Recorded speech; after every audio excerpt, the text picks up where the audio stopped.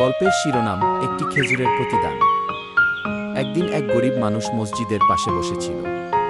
তার হাতে ছিল মাত্র একটি খেজুর। হঠাৎ সে শুনল একজন আলেম বলছেন, আল্লাহ যিনি সামান্য দানকেও কবুল করেন, যদি তা হয় খাঁটি মন থেকে দিয়ে। লোকটি ভাবল, তার তো কিছুই নেই, শুধু এই একটি খেজুর। সে চুপচাপ মসজিদের দান বাক্সে সেটা রেখে চলে গেল। বছর খানেক পর লোকটি এক বড় ব্যবসায়ী হয়ে ফিরে এলো। কেউ জানে না কিভাবে সে এত সফল হলো।